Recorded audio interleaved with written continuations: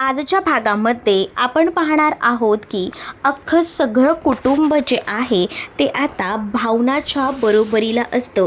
कारण घरातले जे काही पाहुणे आलेले असतात ना, त्यांनासुद्धा आता रेणुकाने चांगलंच उत्तर दिलेलं असतं आणि त्यामुळे रेणुका ही नीलांबरीच्या पाठीशी खंबीरपणे उभी राहते. नीलांबरीला पाटावर बसवलं जातं. तर आता रेणुका नीलांबरीच्या आता ओटीमध्ये श्रीरामांची मूर्ती जी असते छोटी ती आता ठेवू लागते आणि त्याच वेळेला आजीसुद्धा हे सगळं बघत असतात. नीलांबरी खूप जास्त खुश होते कारण रेणुकाने तिच्या पदरात श्रीरामांची छोटीशी मूर्ती ठेवलेली असते.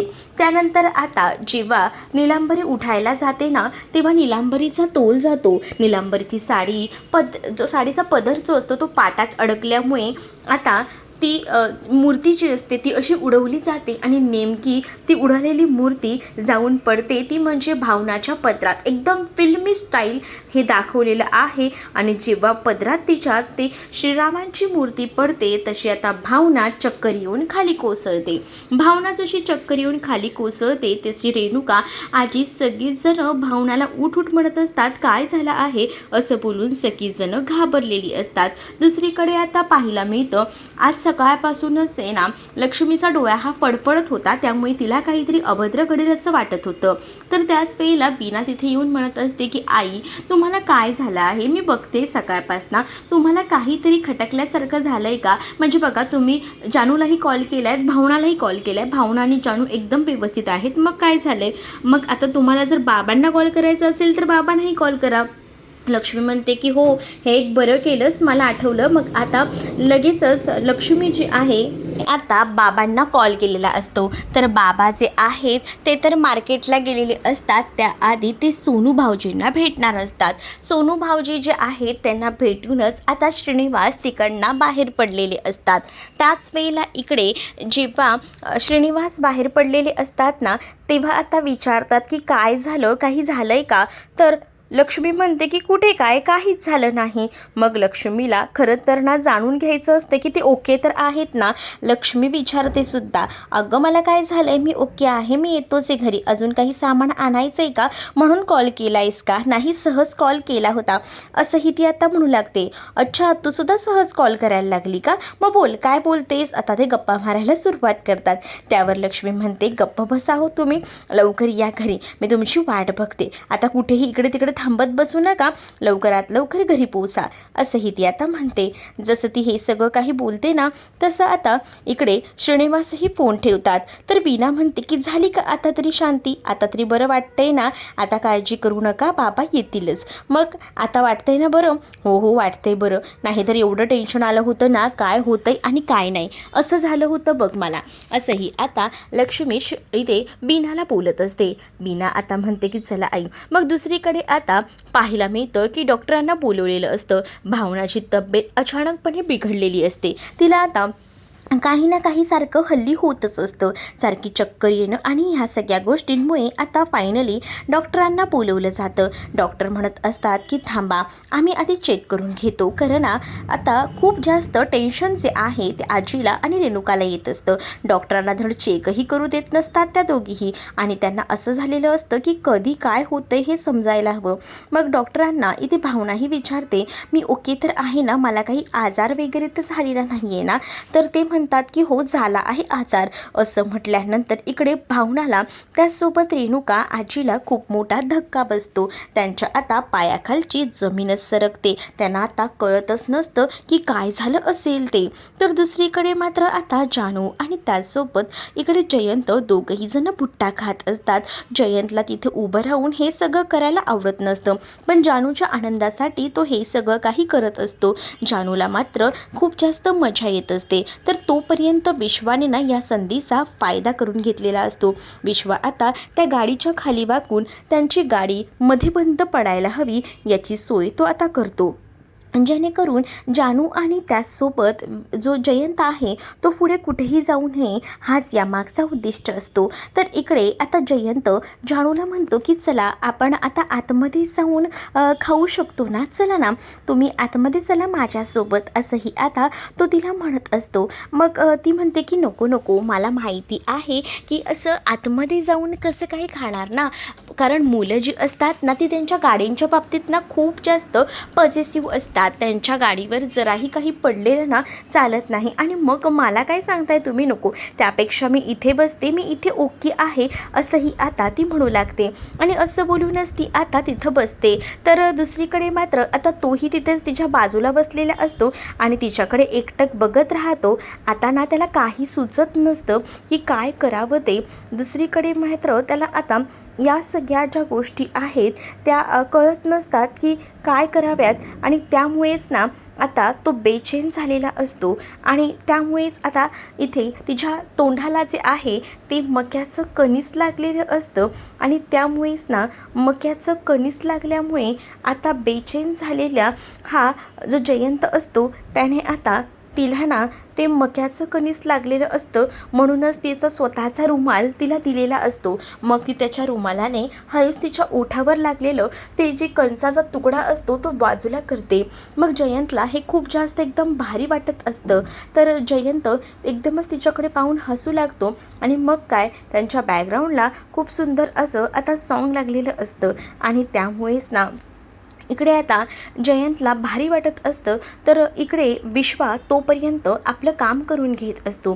विश्वाला आता पटकन सगळ्या काही गोष्टी मॅनेज करायच्या असतात. मग आता जयंत म्हणत असतो की चला आपण निघायचं का, असं बोलूनच तो तिला सांगत असतो. पण जयंतला ती म्हणते की थोडा वेळ थांबा, होतच आला आहे माझं. तोपर्यंत विश्वाचंही काम एकदम परफेक्ट होत असतं.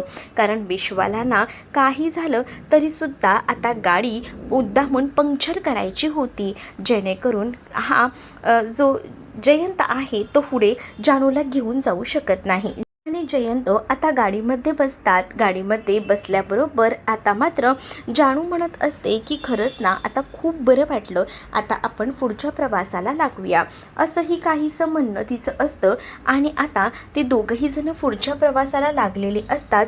तर दुसरीकडे मात्र आता पाहायला मिळतं त्यांच्या गप्पा वगैरे सुरू असतात. पण तोपर्यंत मात्र इकडे ना विश्वाने आपली जी गाडी असते ना त्याची नंबर प्लेट चेंज केलेली असते, जेणेकरून मगाशी जी गाडी होती तीच गाडी जानूने ओळखायला नको, यासाठी त्याचे हे सगळे कारनामे सुरू असतात. तर हे सगळे कारनामे तो एकदम चोखपणे करतो, कारण त्याला वाटत असतं की जानूने ना काही झालं तरी त्या जयंतसोबत जाऊ नये, आपल्यासोबत आपल्या गाडीने तिला घेऊन जावं, असं कुठेतरी ना मनोमन त्याला वाटत असतं. आणि यासाठी त्याचे आता प्रयत्न जे आहेत ते सुरू असतात. दुसरीकडे आता विश्वा हा तिकडनं जायला निघतो त्यांच्या गाडीच्या मागोमाग. तर हे तर होतच असतं. पण इकडे आता या सगळ्या गोष्टी ज्या आहेत त्या होत असतानाच इकडे बाबा जे आहेत ते भाजी वगैरे घेत असतात. बाबा जेव्हा भाजी वगैरे घेतात, बाबा रस्त्यावरनं जात असतानाच ना मागे पुढे बघत असतात. त्यांना कोणीतरी त्यांच्या मागे आहे असा भास होत असतो, पण कोण असतं ते काहीच कळत नसतं. म्हणूनच ते हळूहळू का होईना मागे वळून बघत असतात, पण त्यांना काहीच क्लेरिफिकेशन येत नसतं.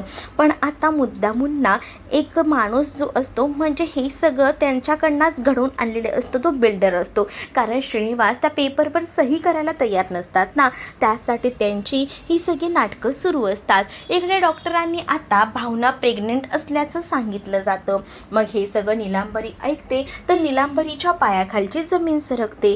नीलांबरीला आता वाटलंही नव्हतं की भावना ही प्रेग्नंट असू शकते, पण भावना आता प्रेग्नंट होती. त्यामुळे आता नीलांबरीच्या तोंडावर 12 वाजलेले होते. रेणुका आजी मात्र खूप जास्त खुश झालेल्या होत्या, कारण त्यांना आता भावना प्रेग्नेंट आहे ही गोष्ट कळलेली होती. भावना ही चटकन उठून बसते, त्यावर रेणुका तिला सावरते. आणि रेणुका आता म्हणत असते की अगं भावना, तो तर 2 जीवांची आहेच, असं लगेच उठायचं नाही, आराम कर. मग आता आजीही मनातल्या मनात विचार करते की या भावनाला मी काय समजत होते, कसं समजत होते, पण याच माझ्या नातसुनेने मला आज आनंदाची बातमी दिली. सिद्धूही किती खुश होईल ना ही बातमी ऐकून. रेणुका रेणुकाही म्हणत असते, कारण रेणुकाला माहिती असतं की सिद्धूला ना लहान मुलं खूप जास्त आवडतात आणि म्हणूनच ती म्हणत असते. त्याचबरोबर ती आता म्हणते की थांब, मी ना पटकन जाऊन आहे ना काहीतरी घेऊन येते, म्हणजे तुला बरं वाटेल. तोपर्यंत आजी आणि भावना बसलेले असतात. मग आता भावनाच्या गालावर आजी मायेनं हात फिरवते आणि आता एक गोंडस असं बाळ जन्माला येऊ दे असंही म्हणत असते. मग आजीला इकडे असणारी भावना म्हणते की प्लीज आजी सिद्धिराजला सांगू नका, कारण आहे ना मला ना त्याला सरप्राईज द्यायचं आहे असंही ती आता सांगत असते. जेव्हा आता या सगळ्या गोष्टी ती सांगते ना, तेव्हा आजी म्हणते की हो हो नाही सांगत बघ, बरं तर मग नाही सांगणार, हां काळजी करू नकोस. मग आता सिद्धू कधी घरी येणार याची वाट ना भावना बघत असते, कारण तिला ना त्याला सरप्राईज द्यायचं आहे ना, त्यासाठी ती आतुरतेनं त्याची वाट बघणार असते. आजी आता खुश असते, पण नीलांबरीचं तोंड मात्र वाकडं झालेलं असतं. इकडे मार्केटमध्ये बाबा रस्त्यावरून जात असतात, तर तो समोरचा माणूस आहे ना मुद्दामून ना बाबांना गाडीने जोरात ढक्कल देतो. म्हणजे कसं त्यांचं ॲक्सिडेंटच होणार होतं असंच समजायला हरकत नाही. बाईकवरून जोरात जातो, त्यामुळे बाबांना धक्का बसतो. बाबांच्या हातामध्ये जी पिशवी होती ती तिथे खाली पडलेली असते. त्याच वेळेला एक रस्त्यावरचा माणूस येऊन बाबांना मदत करतो आणि पाणी वगैरे देतो. तेव्हाच आता ते दोघंही जण तिथे येतात, ज्यांनी मुद्दामून धक्का दिला होता ते, आणि त्या पाणी देणाऱ्या माणसाला तिकडनं हाकलवून लावतात आणि श्रीनिवासला धमकी देतात, हा तर फक्त ट्रेलर दाखवलाय, खरा सीन तर तुला दाखवूच आम्ही, म्हणून सांगतोय लवकरात लवकर इकडनं गायब हो, नाहीतर त्याचे परिणाम ना खूप जास्त वाईट होतील. तुझाही ॲक्सिडेंट असाच घडवून आणू, मग तर डायरेक्ट ना हॉस्पिटलच्या बेडवर असशील, असंही आता तो माणूस सांगू लागतो. हे सगळं सांगितल्याबरोबर ना आता काय बोलावं श्रीनिवासांना समजत नाही. थोडक्यात आहेत ना ते घाबरलेले असतात, पण त्यांना आता सुचत नसतं की कसं काय रिॲक्ट करावं ते. तर दुसरीकडे मात्र आता पाहायला मिळतं नीलांबरी आपल्या रूममध्ये असते. तिचं धडधड काहीच नुसतं होत असतं, कारण तिला ह्या गोष्टी असल्या मुळात मान्य नसतात. मग आता तिकडे अधिराज आलेला असतो. अधिराज आल्यावर नीलांबरीला म्हणतो की अगं काय झालं आहे नीलांबरी, तू चिडचिड करतेस का? मग नीलांबरी म्हणते मी कुठे काय करते, मग एवढं चिडायला झालंय का नीलांबरी? तर पण तुम्हाला काय बातमी कळली नाही आहे का, तुमचा धाकटा भाऊ तो आता बाबा होणार आहे ना. ही गोष्ट जेव्हा अधिराजला कळते ना, तेव्हा अधिराज खूप जास्त खुश होतो. तो म्हणतो काय म्हणतेस तू, खरंच का? आपला सिद्धू बाबा होणार, कसली आनंदाची बातमी आहे ही. मग नीलांबरी म्हणते माझ्या आयुष्यात जर बाळ व्हायचं सुख नाही आहे ना, तर मी ते भावनाच्याही आयुष्यात बाळ व्हायचं सुख देणार नाही. काही झालं तरी फक्त आणि फक्त पहिलं जन्माला बाळ येईल ना ते माझे येईल, या भावनाचं नाही. मग आता हा घाणेरडा विचार जो काही नीलांबरी करत असते ना, तो अधिराजला बिलकुलही मान्य असतो. म्हणूनच अधिराज तिला म्हणतो सरळ सरळ काय बोलतेस हे तुझं तुला तरी कळतंय का?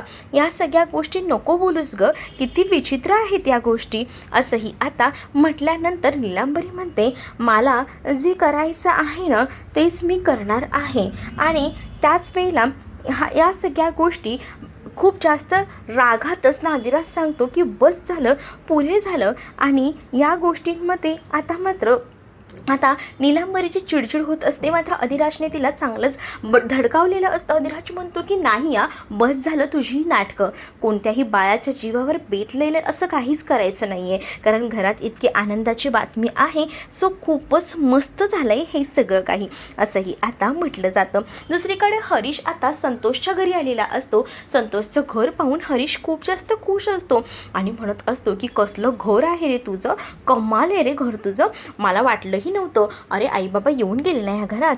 तो म्हणतो की आई बाबा येऊन गेले, पण आई बाबा असंच गुढीपाडव्यासाठी म्हणून आले होते, पण खरंच रे मस्त आहे घर, असं बोलून हरीश आता त्याचं मुद्दामूनच ना आता एकदम कौतुक करत असतो. पण एवढे पैसे कसे काय साठवलेस तेही विचारतो. त्यावर मी ना जेव्हापासनं जॉबला लागलो ना तेव्हापासनं थोडे थोडे पैसे साठवलेत आणि तेव्हा जाऊन एवढं मोठं घर मी बांधलंय. अरे तुला काय सांगू, घरात तर मी 10 लाख रुपयेसुद्धा असेच साठवून ठेवले होते का बॅगेमध्ये, पण ते 10 लाख रुपये कधी कसे चोरीला गेले ना काय सांगू तुला. घरातलीच माणसं ना खूप मोठी चोर आहेत बघ, म्हणजे जळू आहेत जळू घरातली माणसं. त्यांना माझं सुख बघवलं नाही ना, म्हणून त्यांनी माझे बॅगेतले पैसे गायब केले. असं जेव्हा आता संतोष बोलतो ना, तेव्हा लगेच हरीशच्या लक्षात येतं की अच्छा त्याने जे 10 लाख रुपये घेतलेले होते ते 10 लाख रुपये ह्याचे होते तर, आणि ते सगळे पैसे त्याने रूमसाठी साठवलेले होते असंही त्याला आता कळलेलं असतं. कारण संतोष म्हणतो ना की ते जर पैसे हरवले नसते ना तर इवाना 6 महिन्याआधीच माझं घर तयार झालं असतं, पण पुढचे 10 लाख रुपये जमवायला ना मला बरेच कष्ट घ्यावे लागले असंही आता संतोष हरीशला सांगत असतो. हरीश म्हणतो की ते सगळं सोड रे, पण एक नंबर घर आहे बघ. आणि त्याच वेळेला संतोषने त्याला एक सिगारेट काढून दिलेली असते आणि तो म्हणत असतो घे आज माझ्याकडनं तुला फुल पार्टी. अरे पण इथे कोण बघेल, अरे इथे कोण आहे तुला बघायला, आपण दोघंच तर आहोत, कोण नसतं बघत, घे मस्त ओढ आनंद घे तू, असं संतोष त्याला म्हणतो. त्याबरोबर हरीश लगेच ती सिगारेट पेटवतो आणि मस्त सिगारेटचा आनंद घेत असतो. यांना आता कोणी विचारणार नसतं, ना आई ना बाबा, कोणी म्हणजे कोणी नाही. ह्यांचं आता आपलं ऐशोआरामात जगणं सुरू असतं. पण आता संतोषचं घर बघून इकडे आता हरीशलाही असं वाटत असतं की आपलंही असं स्वप्नातलं घर असावं, कारण तो सध्या तरी भाड्याच्या घरात राहत होता. तर दुसरीकडे मात्र आता पाहायला मिळतं की इथे जानू जे आहे त्यांची गाडीमध्येच आता पंक्चर झालेली असते, गाडी पुढे सरकत नसते. म्हणूनच आता इथे गाडी जयंतने थांबवलेली असते आणि इकडे तिकडे त्यांचं चालू असतं की कधी गाडीचं काम होईल असाच विचार ना आता सुरू असतो. पण तेव्हाच ना आता जयंत गाडीत बघत असतो, तेवढं विश्वा गाडी मागे घेऊन आलेला असतो. विश्वा तिथे येऊन आता हॉर्न वाजवत असतो. तोपर्यंत जानू त्याच्याकडे जाते आणि म्हणत असते की आमची गाडी ना थोडी पंक्चर झाली आहे, थोडा प्रॉब्लेम झाला आहे.